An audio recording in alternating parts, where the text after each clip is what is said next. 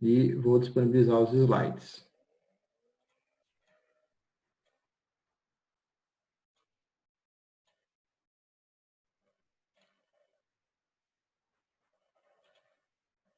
Deixa eu tirar aqui para sair da minha frente esse vídeo. Meus caros,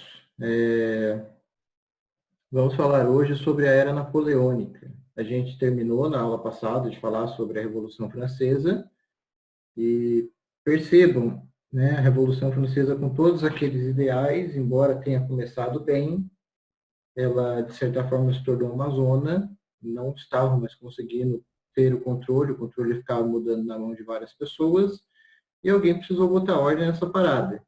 E essa pessoa, de fato, vai ser o Napoleão. Dentro desse período napoleônico, a gente separa em três partes, tá? A gente tem um consulado, né? Nesse primeiro momento, a gente tem um período mais longo dele, que vai ser a partir do Império, quando ele se declara o imperador de fato. E no finalzinho, a gente tem um governo de 100 dias. Bem, então, deixa eu passar aqui. Tá. Sobre os antecedentes. Quem era Napoleão de fato? Napoleão, pode falar. Tá, Agora estou prestando atenção agora, tá bom? É o João. Oi, João. Certo? Então tá bom, vamos lá. Dá uma... pede para a Silvana desabilitar o áudio e habilitar só quando eu tiver assim, tá? Mas quando você quiser fazer a pergunta, pode me fazer, tá bom? Tá. Vamos lá. Então, quem era Napoleão? Napoleão, para começar, ele nasceu na ilha de Córcega, um ano depois que essa ilha foi vendida para a França. Então, de fato, ele era italiano, na verdade. Acontece o seguinte, acontece que ele nasceu, essa ilha acabou sendo vendida para a França. Ele vai acabar conseguindo uma vaga na Academia Militar Francesa. E ele era um aluno, assim, bem exemplar. Você pode até comparar ele como, vamos dizer assim, um cara CDF, ele era muito apto aos estudos. Inclusive, ele sofria bullying por causa disso, né? Porque ele era o melhor da turma, ele, de fato, não era francês, e isso causava a ira da outra galera que estava lá, né, vendo um italiano tomando as posições dele. E ele era, além de tudo, não sabia conversar em francês muito bem e era baixinho. Então, de fato, isso levava a que ele sofresse um certo bullying. Só que ele vai começar a ganhar espaço na hierarquia militar, porque ele era um cara muito inteligente, ele participava das batalhas, ele era um cara corajoso, ele sabia manusear todos os tipos de armamento, né? Oi, Silvana. Silvana, peço só para você dar uma desabilitada no áudio. Quando você quiser conversar, é só habilitar de novo, que eu começo a escutar outros barulhos aqui, tá? Obrigadão. E vamos lá. Então, ó, ele vai ganhar espaço nessa hierarquia militar, né, por ser um cara muito habilidoso. E para vocês terem uma noção, aos 24 anos ele já vai ser general. E não existem, pelo menos eu não, desconheço, outros militares que conseguiram chegar à patente de general tão cedo, tá? Isso não é comum nos dias de hoje e isso não era comum naquela época também. Então ele era um cara extremamente fora do comum, um cara extraordinário. A França ela vai ser governada, então, ainda falando sobre os antecedentes, pelo diretório. Lembra que no finalzinho da Revolução Francesa, né, quem vai começar a mandar vai ser um diretório formado por 5 girondinos. Quem são os girondinos? É aquela galera mais conservadora, o pessoal da alta burguesia. E o que os girondinos fizeram? Eles investiram pesado no exército francês. Por quê? A França estava, de certa forma, toda zoneada, né? Alguém precisava colocar ordem nisso. Então, tinha que ser o exército. Por que foi investido no exército? Porque tinha que conter revoltas, né? Tanto revoltas internas que estavam acontecendo na França, rebeliões, como ataque de outros países. Os outros países estavam atacando a França porque ela tinha perdido aquele governo absolutista. E eles temiam que aquela revolução, aqueles ideais iluministas se espalhassem para fora da França. Então, por isso que fez um investimento pesado no exército francês. E quem vai ganhar cenário no exército francês é Napoleão Bonaparte. Napoleão Bonaparte, ele vai defender a França, né, principalmente da primeira coalizão. O que é a primeira coalizão?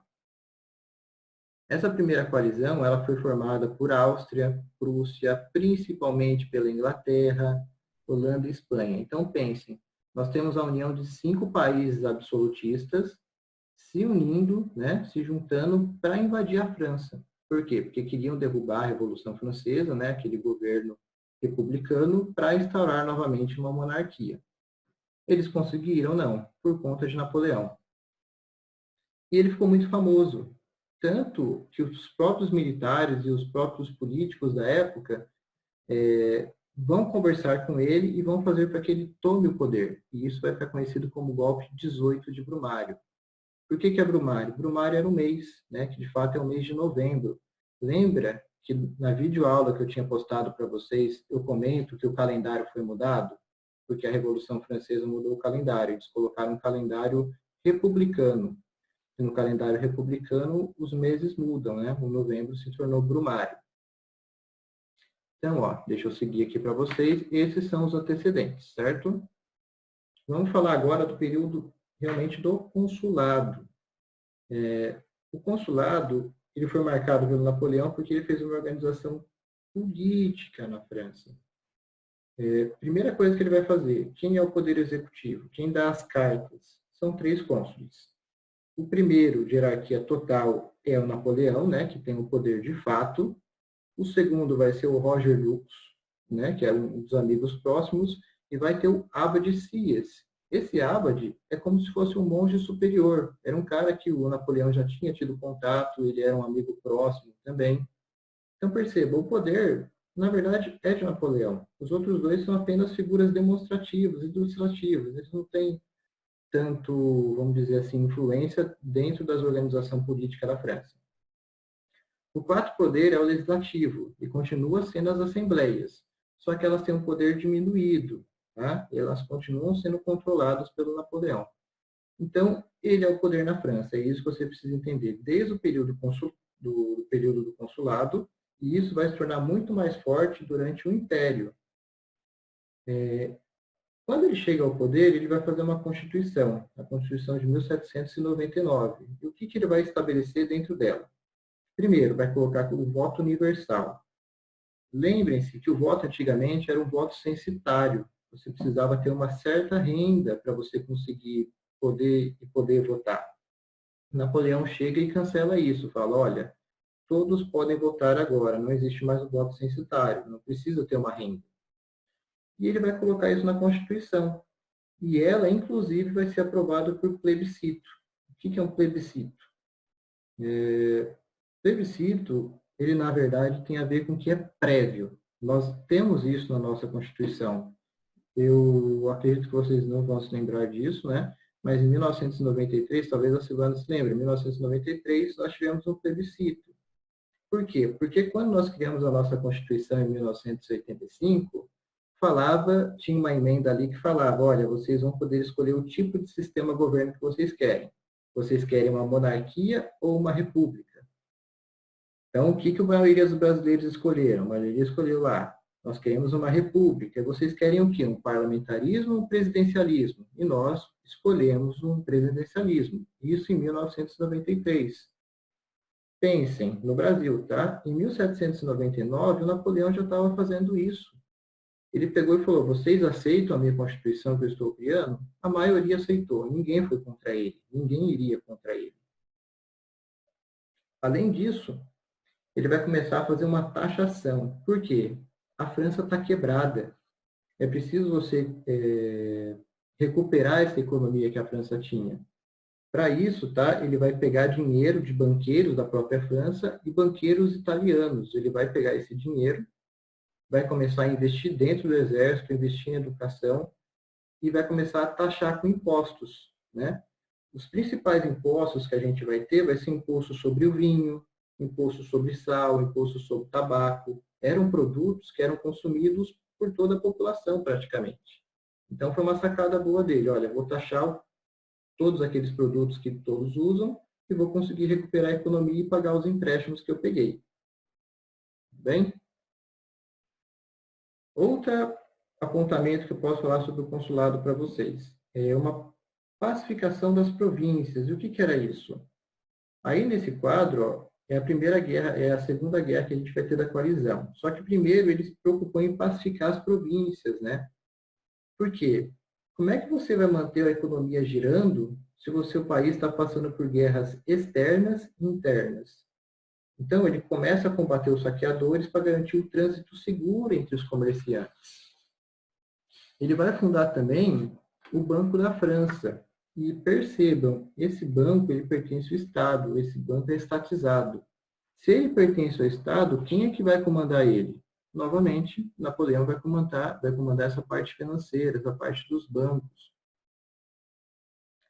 Tá, tem um chat aqui rolando. Fica tranquilo que eu vou mandar esses slides para você, tá, Matheus? Esses slides vão estar disponíveis lá no Moodle, não precisa ficar se preocupando nisso, não. Vão se preocupando em fazer as anotações, tá? Fiquem com o caderno aí do lado e conforme eu for falando, vai fazendo as anotações. Então, o banco é estatizado, ele pertence ao Napoleão, que vai comandar ele também.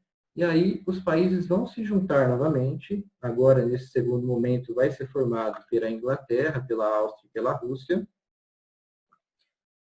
E vai começar a ter essa segunda coalizão. Essa segunda coalizão, novamente, vai ser derrotada por Napoleão. E aqui vai dar um tempo. Por quê? Napoleão percebe que ele não consegue governar a França e ficar fazendo guerra com outros países. Ele vai fazer um acordo de paz com a Inglaterra. Esse acordo de paz é conhecido como Paz de Amiens, né? Tá aqui.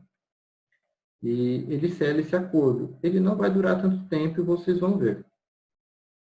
Outra coisa que ele vai fazer a concordata, né, em 1801, que é um acordo assinado com Pio VII da Igreja Católica. O que ele falava com esse acordo aí? Ó? Ele vai ceder que o catolicismo volte para a França. Perceba, a religião tinha sido abolida após a Revolução Francesa, né? Os católicos foram expulsos, os católicos não em geral, né? Mas os padres, os bispos, eles vão ser expulsos da França. Quando Napoleão assina essa concordata, eles podem voltar, e o catolicismo pode empregar e voltar a ter práticas religiosas dentro do território francês. Só que tem alguns detalhes que Napoleão vai colocar. Primeiro, ele estabelece que realmente pode votar, pode fazer as suas missas tranquilo, o Estado não vai poder intervir no culto. Tá? No culto ele não se intromete. Só que tem uma coisa que ele vai se intrometer. Primeiro, as bulas papais, só com a aprovação do Napoleão. As bulas papais elas são importantes porque os papas colocavam as regras, né, impunham determinados limites e espalhavam isso para todos os países católicos. E os seis eles eram obrigados a seguir. Napoleão se nega a isso. Napoleão pega e fala, olha, bula papal só se eu aprovar, senão não precisa nem mandar para cá. De fato, era isso que acontecia. Os bispos eles vão ser indicados também por Napoleão, ou seja, não é a Igreja Católica que vai escolher. Napoleão pega os seus preferidos, indica para bispo, e basta que a Igreja pegue e os torne em bispo, né? E fazem a investidura do cargo de bispo.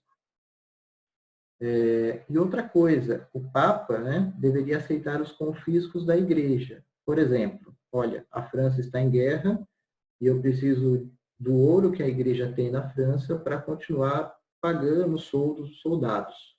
A Igreja vai ter que pegar e vai ter que aceitar isso aí, tá? Senão não teria acordo. Ou seja, tudo isso está dentro da acordata e a Igreja Católica foi obrigada a aceitar. Vamos para a próxima. Ainda sobre o consulado, vai ter a criação do Código Civil. O Código Civil ele foi implementado em 1804 e era uma inovação da época. Por quê? Nenhum país tinha tido um Código Civil, já tinham tido constituições, mas códigos civis ainda não. O que ele vai regulamentar? Primeiro, quase todas as esferas da vida civil. Tudo que o homem tinha, que mexia aquela vida civil, ele vai estar regulamentando. Coisas mais importantes para vocês aí. Primeiro, existe uma igualdade perante lei, ou seja, todos são iguais perante lei. Tem uma liberdade individual também. Isso vale principalmente para os jornalistas. Os jornalistas, eles podem falar, eles podem, inclusive, nesse primeiro momento, criticar Napoleão. Só que poucos fazem isso. Então, ele dá uma liberdade individual para suas crenças religiosas, para suas críticas políticas. E outra coisa que é proibida é a proibição da servidão. Perceba, como é que você pode ter uma liberdade individual se você não proibir a servidão, né? Mas tinha países que tinha países que faziam constituições com liberdades individuais, mas a servidão ainda valia, né? Com isso, com Napoleão, não. Outra coisa, o direito à propriedade. Lembra daqueles teóricos que falavam muito do direito à propriedade, principalmente Thomas Hobbes? Pois é, o Napoleão ele pega e acaba catando muitas ideias nisso e coloca dentro do Código Civil. Ou seja, a propriedade ela é inviolável e ela vai estar presente dentro do Código Civil. E só para vocês terem uma ideia, essa situação de direito à propriedade, da propriedade ser inviolável, ela está até hoje na nossa Constituição de 1985, tá?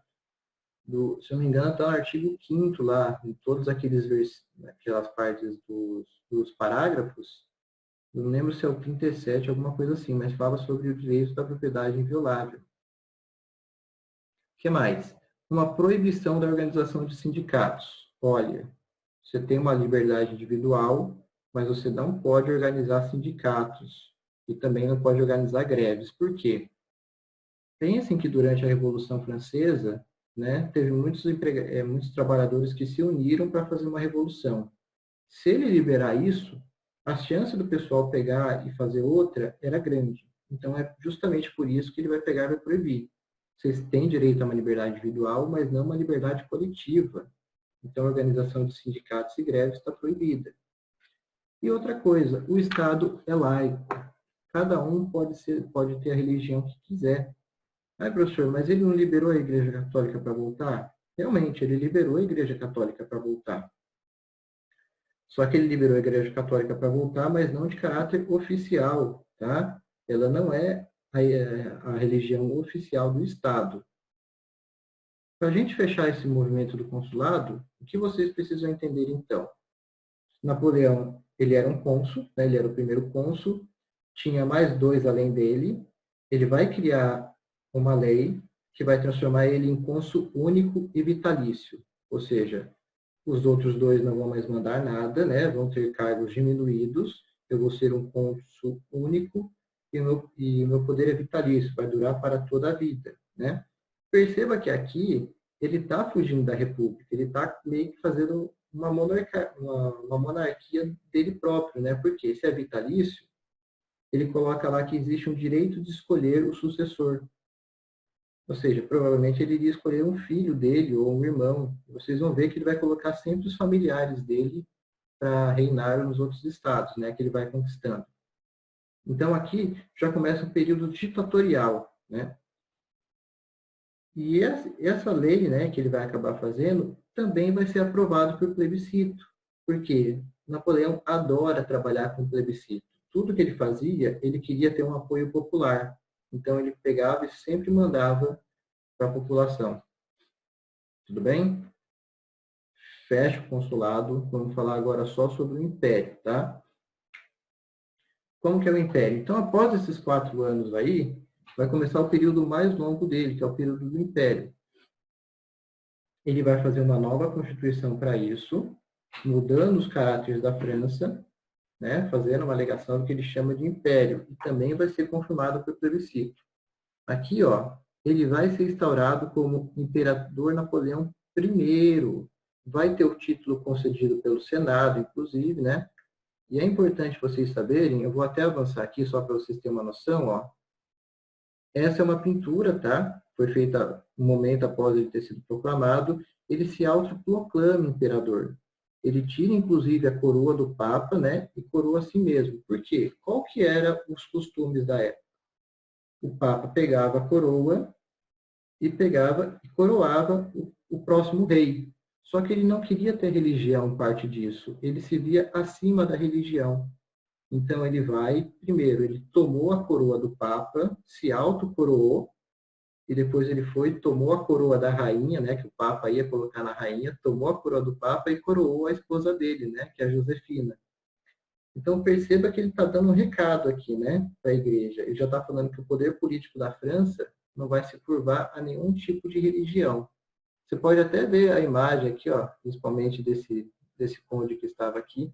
Olha a cara como é que ele está. É uma coisa de outro mundo. Ninguém tinha feito isso ainda para a Igreja Católica. Nenhum rei tinha se atrevido a fazer isso.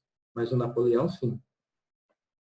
Então, voltando, ele se torna Napoleão I, e vai começar as guerras, né? Primeira coisa, vai dar fim ao Acordo de Paz de Amiens, né? 2 anos após ter estabelecido. Por quê? Isso é uma ideia básica. Se você quer uma transformação, se você quer criar um império, você precisa com que seu país se expanda, seja maior. Então, vai reiniciar as guerras externas. Para vocês terem uma ideia, é através desse pensamento de Napoleão que Hitler vai começar a fazer a sua expansão durante a Segunda Guerra. É uma coisa que chamava Lebensraum, né? Que é do alemão mesmo. O que é esse Lebensraum? Lebensraum significa expandir territórios. Para você ser um grande império, você precisa ser um país grande territorialmente. E como é que você vai conseguir isso? Você precisa ter dinheiro para você financiar principalmente as guerras externas. Como que você consegue ter dinheiro para fazer essas guerras? Vamos lá, alguém fala comigo aí. Timóteo, tá por aí? Alô? Timóteo, como é que Ô, você consegue dinheiro para financiar as guerras? impostos? Muito bem. Sobra para a população sempre. Sempre vai sobrar para o povão. Cara, se eu preciso financiar os soldados, eu vou pegar dinheiro do povo. Olha, povo, seguinte, vai aumentar o preço do pão aí, tá? Então, maravilha. E vai começar as guerras. Aqui, de fato, vai começar um governo despótico. Ele vai fechar o legislativo, ou seja, eu não preciso mais do legislativo, eu não preciso de outros políticos, mesmo que a maioria desses políticos fosse subserviente, né, subserviente a ele. Os políticos acatavam sempre as ideias de Napoleão. Ele simplesmente, olha, não preciso mais de legislativo, é dinheiro gasto, né, dinheiro jogado fora, porque vocês não servem para nada. É bom vocês terem em mente também que o Napoleão ele era um cara bem mal educado com políticos, mas super respeitoso com soldados, tá? E é por isso que as façanhas deles vão ficar interessantes. Eu vou começar a falar um pouco das guerras que ele vai travar agora, e era justamente porque ele sempre participou delas, né? Ele era um cara que não fugia da guerra, ele não ficava isolado, ele estava sempre dentro dessas batalhas, e ele nunca faltou com respeito aos soldados. Então vamos lá. Outra coisa que ele vai fazer, além de fechar o legislativo, censura, né? Ah, professor, ele não tinha dado uma liberdade individual? Tinha. Agora ele começa a cortar. A imprensa está proibida, ele vai começar a controlar algumas disciplinas que tinham como perigo para ele, né? Dentre essas disciplinas estava a própria história, ele temia que a história fosse falar dele, e temia também o que a filosofia podia falar dele. E vai começar a perseguir bispos que eram opositores, né? Então, ele pega e começa a perseguir alguns bispos que estavam como contrários a ele.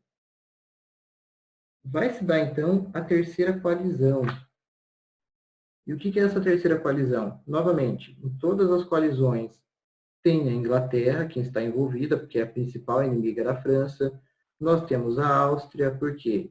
Porque lembre-se que a esposa, né, a esposa do Luís XVI, ela era austríaca, ela foi morta pela Revolução Francesa, então até hoje a Áustria estava também batalhando, enfrentando a França. Novamente, a gente tem a Rússia e temos a Suécia. Essa é a terceira coalizão, mas fiquem tranquilos. Professor, Pode falar. geralmente eu vou entrar com o João, ficar só um pouquinho e já vou fazer atividade com ele, tá? Tá, tudo bem, tranquilo então, Eu Suzana. quero só que ele entre e vê. Aí ele entrou, agora a gente já saiu, nós vamos fazer já a atividade. Tudo bem, de qualquer forma, essa aula vai estar online lá, tá? Depois.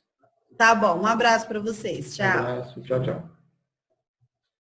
Então, ó, novamente a gente vai ter uma vitória da França, certo?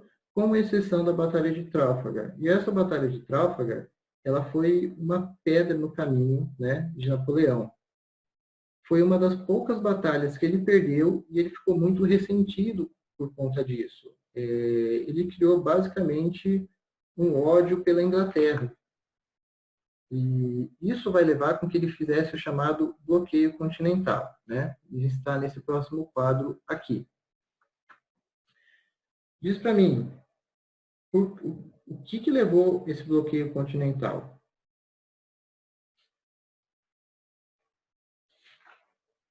Vamos lá. Amanda, está por aí? Vamos? Oi. Amanda, o que você lembra quando eu falo de bloqueio continental? Não pode invadir um outro local? Não tem muito a ver com invasão. Lembrem do seguinte, lembra quando a família real portuguesa veio para o Brasil? Foi justamente por conta desse bloqueio continental, certo? Então, vamos retomar aqui. Ó. Pense no seguinte. Professor. Ó. Pode falar. Um bloqueio continental não foi aquele negócio que nenhum país podia fazer comércio com a Inglaterra? Sim, realmente isso, tá? E está aqui, inclusive, ó, a proibição das nações aliadas, né, da França, sob domínio francês, de comercializarem com os ingleses. Estão percebendo esse mapa que tem à direita? Tá? Esse traçadinho aqui em roxo, ele é o bloqueio continental. Perceba que a Inglaterra está bem do lado da França. Então, a França pega todos esses países que estavam, de certa forma, dominados ou não, ela pega e proíbe, fala, olha, não quero ninguém ver comercializando com a Inglaterra. Não é nem para vender, nem para comprar produtos dele. Por quê, meus caros? A Inglaterra, ela quer a França, ela quer justamente quebrar a economia inglesa. Ela quer enfraquecer ao máximo a Inglaterra. E perceba, a Inglaterra é uma ilha. Ela precisa do comércio para ela conseguir subsistência, para ela conseguir ser um grande poderio. E Napoleão sacou isso.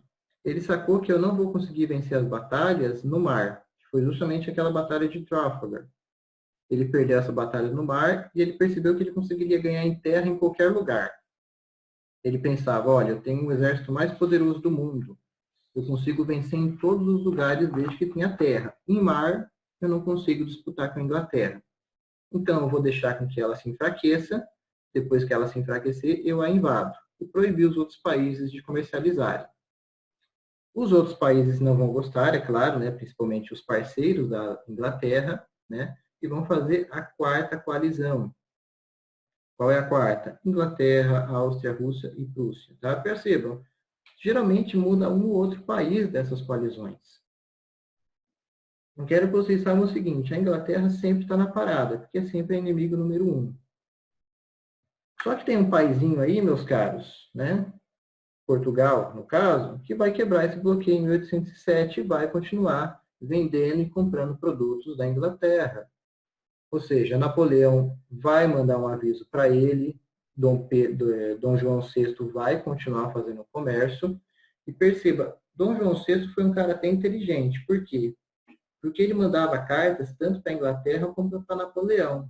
O problema é que é o seguinte, por mar, a carta chegava em torno de 10 dias, e por terra demorava mais ou menos um mês para ele conseguir conversar com Napoleão. E ele foi um cara hábil, ele começou a ganhar tempo. Ele sabia que ele não ia conseguir reinar em Portugal se ele não fizesse comércio na Inglaterra, e daí ele vai pensar em fugir do país, né? E ir para o Brasil. E foi o que aconteceu de fato. Porque quando Napoleão se tocou disso, né, que Dom Pedro não ia parar o comércio, ele mandou invadir. Então, ele manda as tropas napoleônicas para invadir a Península Ibérica, né, para invadir Portugal.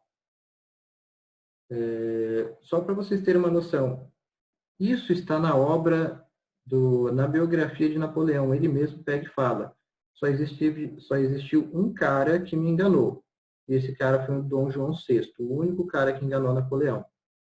Ele disse que ia apoiar Napoleão nisso aí, só que continuou fazendo comércio. Tem um livro, eu vou mostrar daqui a pouco para vocês, né, que é o livro 1808, do Laurentino Gomes, e é muito bem escrito esse livro, tem fontes muito importantes. Inclusive, na época que a galera estava embarcando nos navios, né, no cais lá de Porto, em Portugal, a própria Maria, né, a própria Maria I, que é conhecida como Maria a Louca, ela começou a gritar com as pessoas, porque estava uma zona, estava todo mundo querendo partir o quanto antes, as tropas francesas estavam chegando. Ela começa a gritar com a galera, não corram tanto, vão pensar que estamos fugindo. E sim, de fato, todos estavam fugindo. Tem um monte de obra da nobreza, né, da realeza, que acabou ficando no porto porque não tinha espaço mais nos barcos, né? E Dom João, quando foge, ele até vai colocar umas pessoas para governar Portugal. Mas depois que Napoleão chega, ele tira essas pessoas e começa a nomear um governo fantoche ali dentro. Meus caros, a gente está com 37 minutos, daqui a pouco vai dar o tempo. Vamos fazer o seguinte, eu vou finalizar a aula aqui, deem 5 minutos, tá? Agora são 9h30, tá? Deem uns 5 minutinhos mais ou menos e entrem pelo mesmo link que eu enviei. Belezinha? Então, ó, nós estávamos falando sobre o bloqueio continental, certo?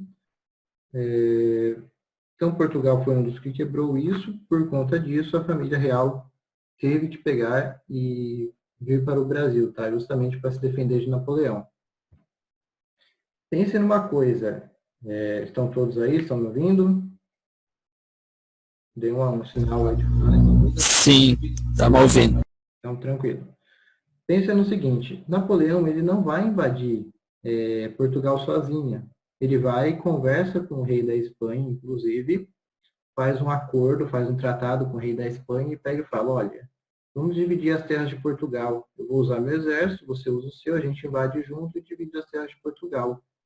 O rei da Espanha pensou, maravilha, né? Não estou fazendo nada, vou ganhar umas terras. E Napoleão chega em Portugal, ofereceu pouca resistência, porque a família real fugiu.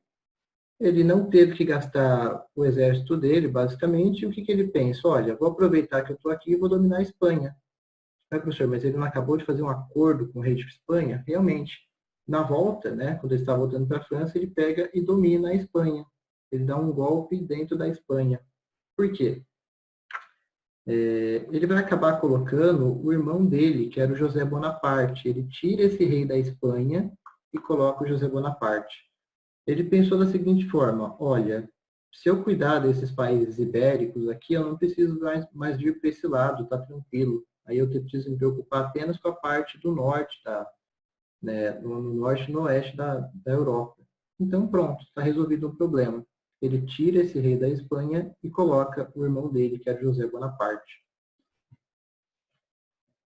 Aí vai se iniciar a segunda coalizão. A Inglaterra faz uma nova investida contra a França, tá, utilizando a ajuda de outros países. Novamente, tá, os países ali embaixo, a Áustria, a Prússia, a Rússia. Percebam, os países eles vão saindo alguns, vai entrando outros, eles vão se preparando para outras batalhas, mas a Inglaterra em si sempre está lutando contra a França. E, novamente, a vitória é sempre da França. É muito difícil bater de frente com Napoleão, certo? Você pode juntar exércitos de outros países, mesmo assim é bem dificultoso. Então, ó, vai ter uma invasão napoleônica na Rússia. O que vocês precisam entender? Vai ter um outro país que, assim como Portugal, vai se recusar a cumprir o rompimento com o bloqueio continental. E a Rússia vai continuar comercializando com a Inglaterra. Napoleão saca isso, manda um aviso para a Rússia, né? Se eu não me engano era o czar Alexandre, que estava nessa época no reinado, e ele se recusa, ele fala que vai continuar mesmo comercializando com a Inglaterra, que ele é um país aliado da Inglaterra, e Napoleão vai pegar e vai mandar as tropas dele para a Rússia. Acontece o seguinte, aqui vai entrar em cena, embora ele tenha conseguido conquistar um pouco dos territórios, o Napoleão ele vai ser derrotado na Batalha de Moscou, em 1812, por conta de um general chamado Kutuzov. Esse general Kutuzov ele fez uma tática chamada terra arrasada.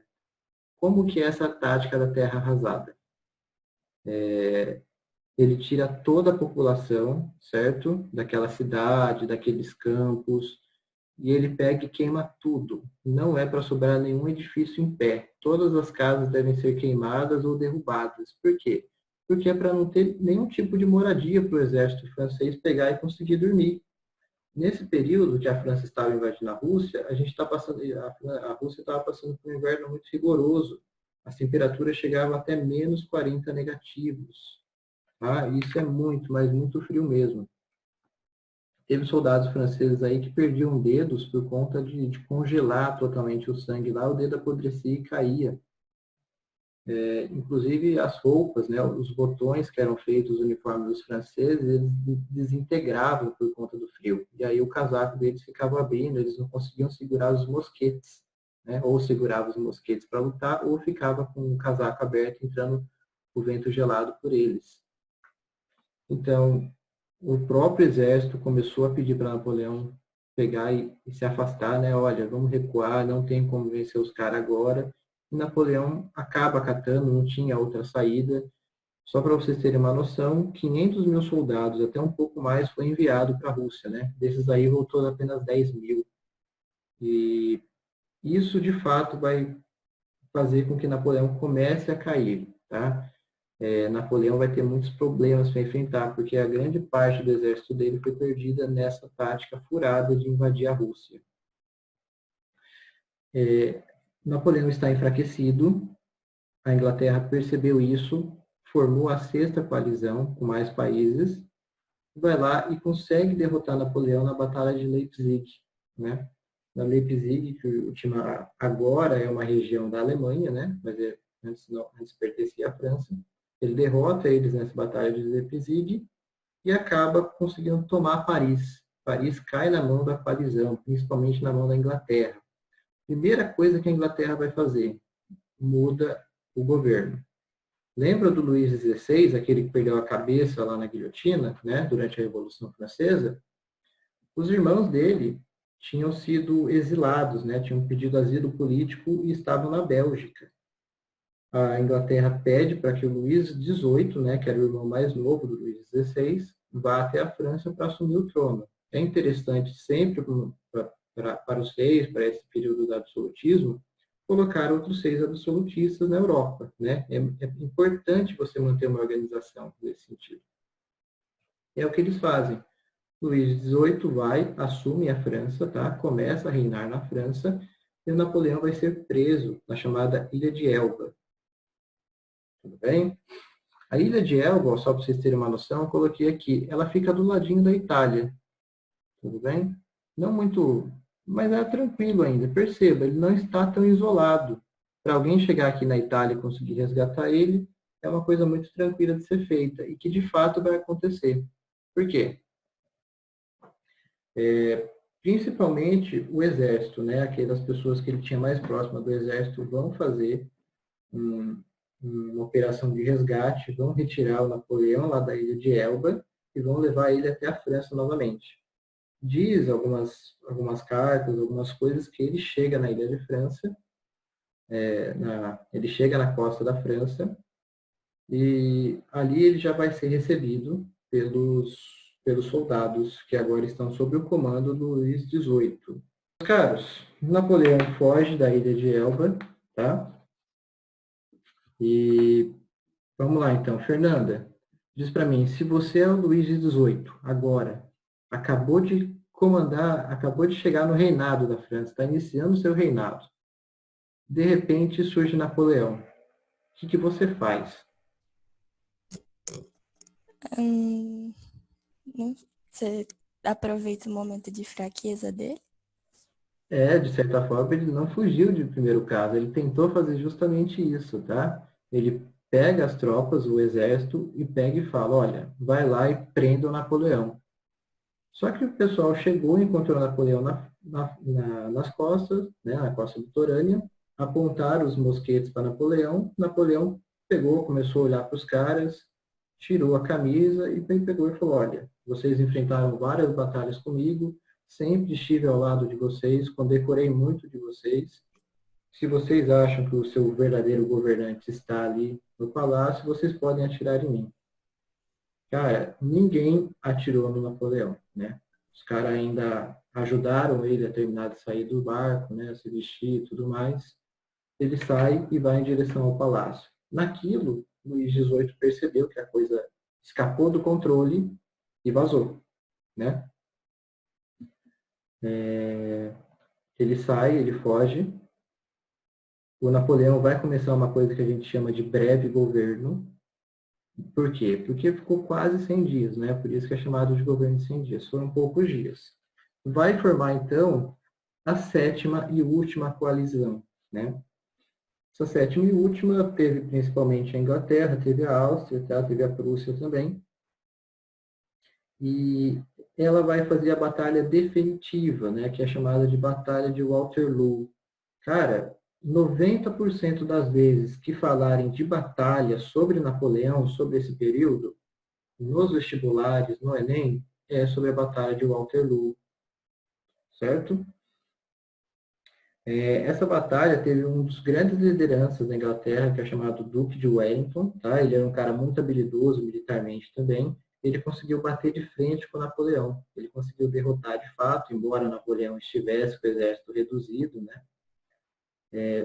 Dessa, Napoleão não se salva, ele vai ser preso novamente, e agora ele vai ser enviado para a ilha de Santa Helena. Essa tela à direita aí é um quadro que mostra isso, né, que ele está isolado ali na ilha de Santa Helena. A ilha de Santa Helena, percebam, vai ficar dentro do território da Inglaterra, uma ilha bem próxima à Inglaterra, ou seja, ninguém vai se atrever a ir lá resgatar o cara dessa vez. Ele vai ficar até lá, né, até o ano de sua morte, que vai ser em 1821, morreu depressivo, e inclusive ele morreu no dia 5 de maio, tá? Porque eu lembro que essa semana eu estava visualizando uma página de história que eu tenho, e eu vi lá que era o aniversário da morte de Napoleão. Aqui, meus caros, a Europa vai começar a passar por uma restauração. O regime absolutistas, né, na Europa, perceba, Napoleão ele conquistou vários países e ele ficava colocando os familiares dele para reinar nesses países. Embora fosse um governo autoritário, né, ele não fazia parte da liderança com os outros países absolutistas. E esses governantes da família do Napoleão vão sendo retirados e vão sendo novamente colocados aquelas famílias antigas do período absolutista. Voltam os Bourbons à França, né? Voltam os Habsburgos na Espanha. O Dom João VI é convidado a retornar e ele retorna, né? Deixando Dom Pedro I no Brasil. Tudo bem? E aí está o fim da saga de Napoleão Bonaparte. É um dos caras tremendos que a gente tem na história. Perto do Alexandre o Grande, é um dos poucos que conseguiram conquistar tantos territórios nesse sentido, certo? E é isso. Eu vou deixar esses slides lá no grupo, tá? No Moodle. E as atividades vou postar lá também, tá? Não tem nenhum segredo. É só entrar, colocar o nome, o seu nome, colocar o seu e-mail, escrever, salvar as atividades lá e enviar para mim, que já vai automático. Tudo bem? Certo? Alguma dúvida? Não. Eu vou finalizar a aula. Quem não tiver nenhuma dúvida, já está liberado. Quem tiver dúvidas, pode ficar aqui no grupo que eu vou tirando as dúvidas. Tudo bem? Então, um beijo, um queijo a todos, uma ótima semana. E na próxima quinta, a gente espera que estamos mais habituados aí.